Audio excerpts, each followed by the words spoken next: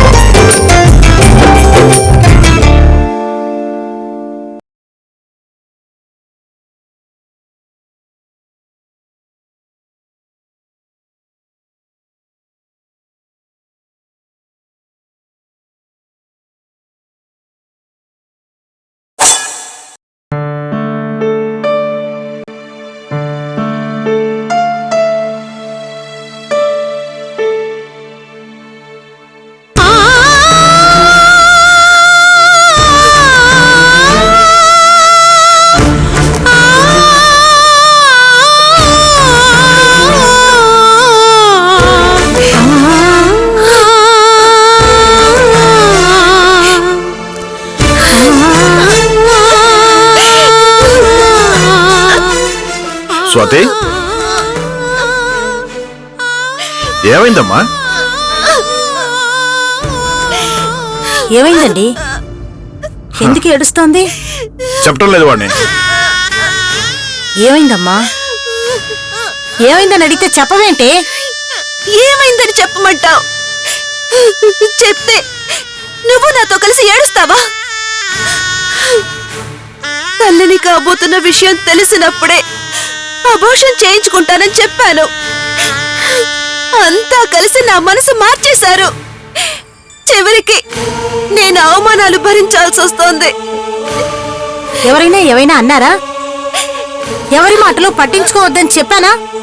పట్టించుకోకుండా ఎలా ఉండమంటావు? వాళ్ళనే ప్రతి మాట గుండెల్లో గుచ్చుకుంటోంది. నా కడుపులో పెరుగుతున్న బిడ్డకి తండ్రి మావయ్య అని మనందరికీ తెలుసు. కానీ మావయ్య కాదు, దారి తప్పి వేరే వాళ్ళ వల్ల నేను తల్లినయ్యాని ఊళ్ళో వాళ్ళంతా చెడుగా మాట్లాడుకుంటుంటే నేను తట్టుకోగలనా?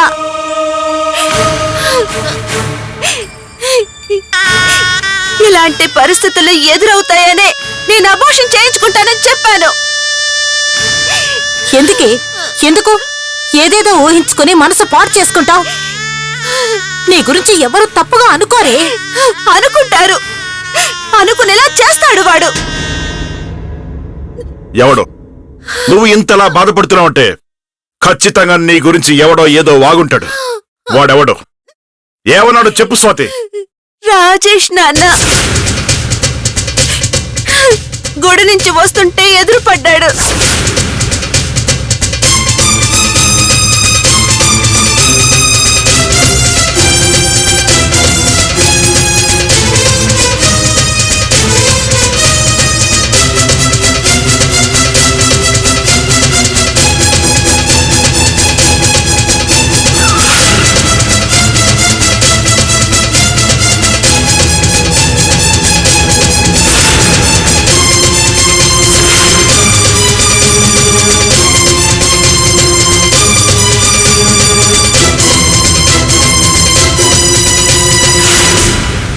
అయితే ఇంకో నెల రోజుల్లో మన బిడ్డ పుట్టబోతున్నాడన్నమాట.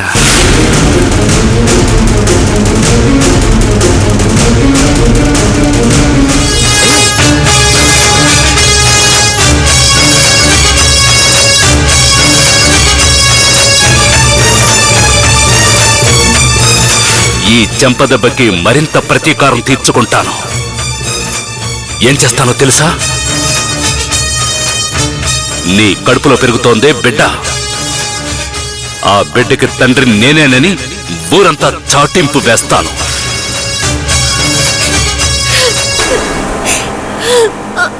వాడు అన్నంత పని చేస్తాడు నాన్న. తాతయ్య అజయ్ని అవమానించినందుకు, నేను వాణ్ణి కొట్టినందుకు ప్రతీకారం తీర్చుకుంటానంటున్నాడు నాన్న. నా కడుపులో పెరుగుతున్న బిడ్డకి తండ్రి వాడేనని అందరికీ చెప్తాడట నాన్న. భయం వేస్తోంది నాన్న. వాడు ఆ భానుమతి అండ చూసుకొని ఇలా రెచ్చిపోతున్నాడు. వాడు నీ జీవితంతో ఆడుకున్నప్పుడే వాడి ప్రాణాలు తీసుండాల్సిందే. చేత కాని వాడిలా చేతులు ముడుచుకొని కూర్చోవడం తప్పైపోయింది. ఆ పనేదో ఇప్పుడు చేస్తాను. ఏమండి ఏమండి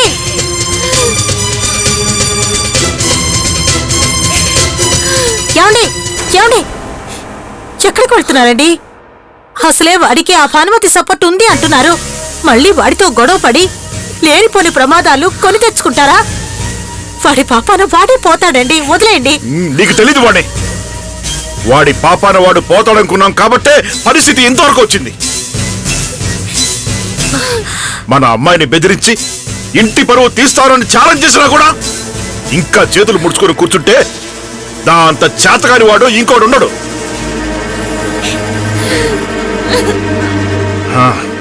మళ్ళీ మన జోలికి రావడం కాదు కదా, మన అమ్మాయి పేరెత్తాలంటేనే భయపడి చావాలి.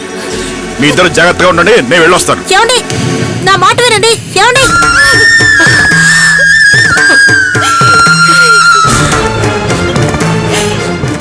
అమ్మ స్వాతి, నువ్వు ఇవేమీ పట్టించుకోకమ్మా. నువ్వు ప్రశాంతంగా రెస్ట్ తీసుకోవాలి. రా రామ్మా, నా మాట విను, రా.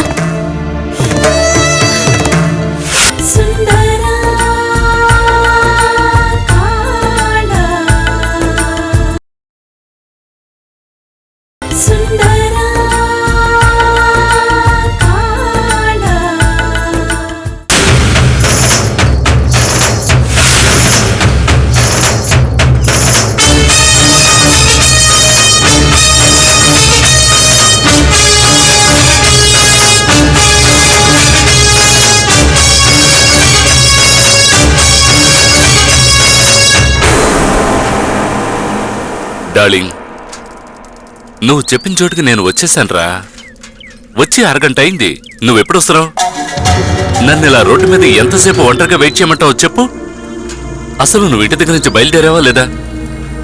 ఇంకా పావుగంట. ఇప్పటికే టైం అయిపోయింది, త్వరగా రా.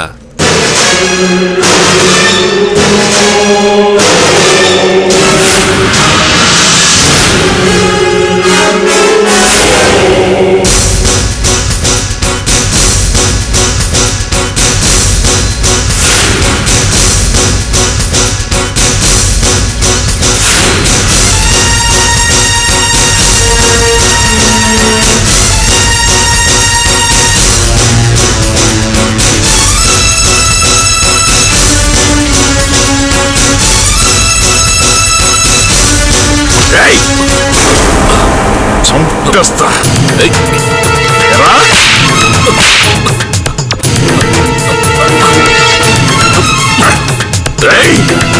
వాళ్ళు తెచ్చావు నువ్వు.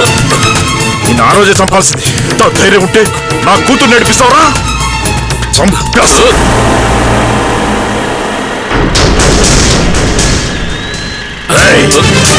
అయిపోయావరా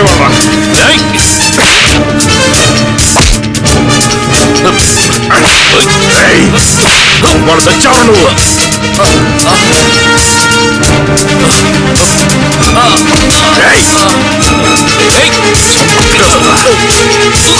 ఎరా?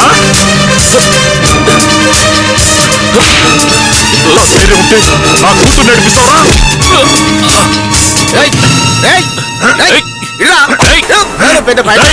నువ్వేంట్రా ఎదగరే? చంపేస్తా అటు వచ్చావంటే. ఎందుకు కొడుతున్నారా ఇన్ని? ఏమనుకుంటున్నారా నువ్వు? యాదగిరి మర్యాదగా అడ్డు తప్పుకో. లే అలా లేక ఆ మాయకుని పట్టుకొని కుక్కని ఒకటి కొడుతుంటే చూసుకోవాలా? ఎవడ్రా మాయకుడు? వీడా నా కూతురు జీవితంతో అడుగుని సరిపోక మా అమ్మాయికి మనశ్శాంతి లేకుండా చేస్తున్నాడు. వీడిని ప్రాణాలతో వీల్లేదురా. మనశ్శాంతి లేకుండా చేస్తున్నట్టే ఏం చేస్తున్నా? ఏం చేస్తున్నా చెప్పు. నీకేంటో చెప్పేది? నాకు చెప్పాలరా? సార్ ఆగండి సార్, నేను చెప్తాను సార్. ఏంటో నువ్వు చెప్పేది? నోర్మయ్, నువ్వు చెప్పు. ఏమైంది చెప్పు. అసలు ఏమైంది? వాళ్ళ అమ్మాయి నేను ఒకప్పుడు ప్రేమించుకున్నాం సార్. కానీ కొన్ని పరిస్థితుల వల్ల పెళ్లి చేసుకోలేకపోయాను. తర్వాత తన భర్త చనిపోయాక మళ్ళీ ఇద్దరం ఒకటయ్యాం. అందుకు ప్రతిఫలంగానే స్వాతి తల్లి అయింది. నీ కడుపులో పెరుగుతున్నది నా బిడ్డే, మనం పెళ్లి చేసుకుందామంటే పెళ్లి చేసుకోనని చెప్పి ఇప్పుడు వాళ్ళ నాన్నను పంపించి నన్ను కొట్టిస్తోంది సార్. చంపేస్తా నిన్ను. మూసుకో. ఆ కూతురు జీవితం మీద మత్స్యాలను చూస్తావు. వాడు అన్న దాంట్లో తప్పే ఉందే. స్వాతి వాడిని ప్రేమించడం నిజం కాదా? పెళ్లి పీటల మీద వాడితో లేచిపోవడం నిజం కాదా?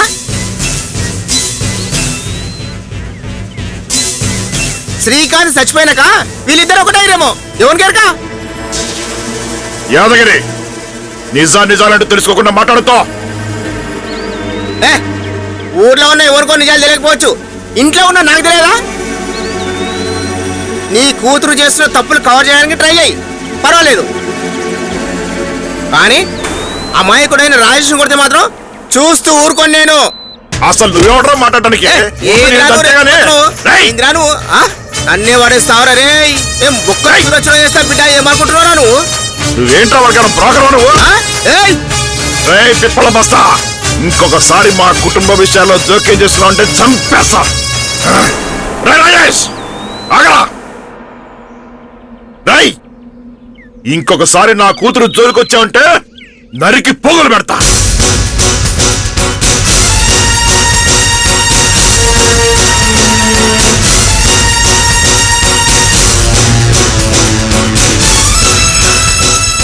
అబ్బో,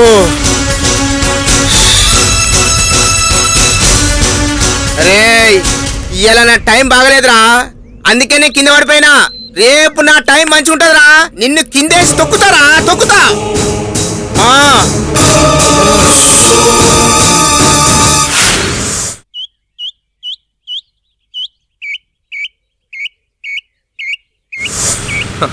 వెల్కమ్ మ్యామ్. మామ్ మామ్ చూడు మామ్, ఎవరు వచ్చారు?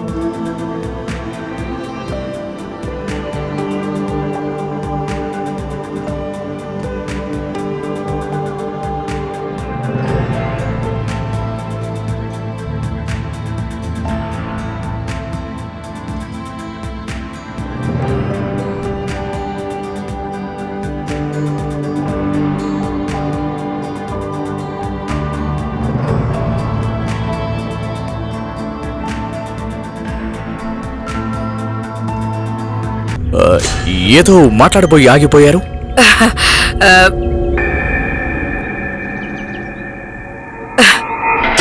ఏం లేదు అజయ్, ఓ మీ అబ్బాయి ఎప్పుడు మీ గురించే చెప్తుంటాడు.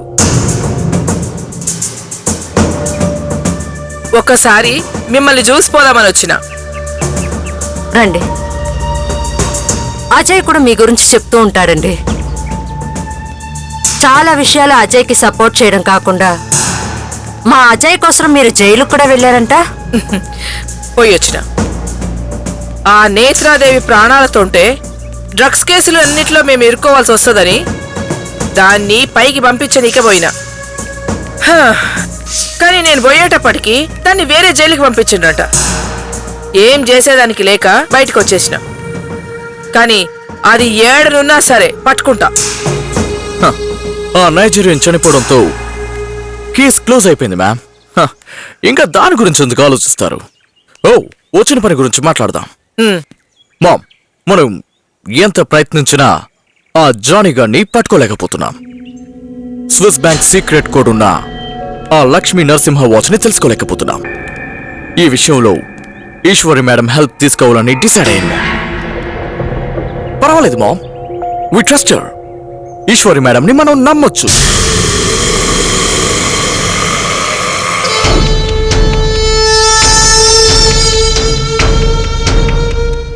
ఆవిడ గురించి చెప్పాను కదా, she's a very powerful lady. మన కోసం ఏం చేయడానికైనా సిద్ధపడతారు. జానీని పట్టుకోవడానికి షీఈ్ రైట్ మామ్.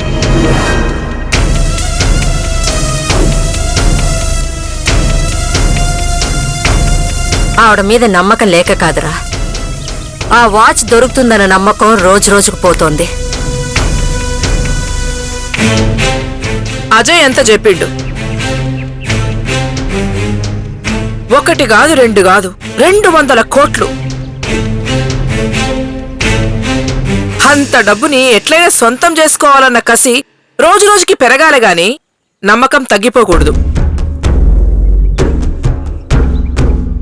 గా జానిగాడిని పట్టుకుని వాచి సంపాదించే పూచి నాది. అయితే ఒక కండిషన్.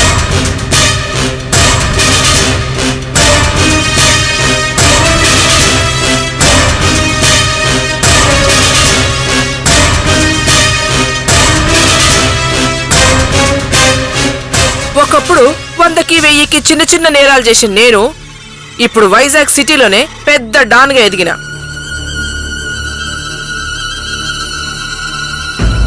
నాకంటూ పెద్ద సామ్రాజ్యాన్ని నిర్మించుకున్నా.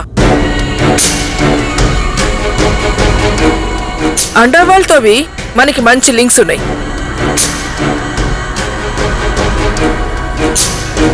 ఇప్పుడు మనం ఏం దందా చేసినా 50-50.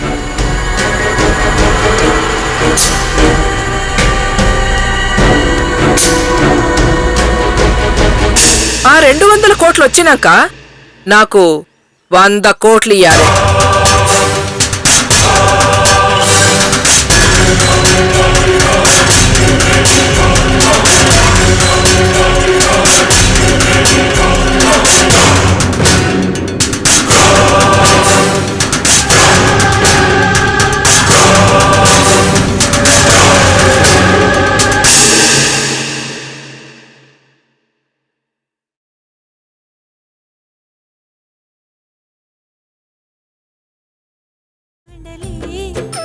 మమతల మాటున వంచన చేరిది సుందర కాండలే చీకటే కమ్మినా వెలుగయేవో కదే సుందర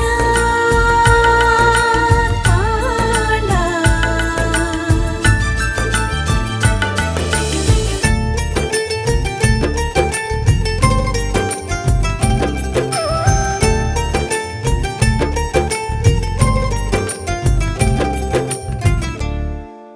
For advertisements, please contact Sprint Telefilms Private Limited, Thakur Mansion Lane, Somajiguda, Hyderabad.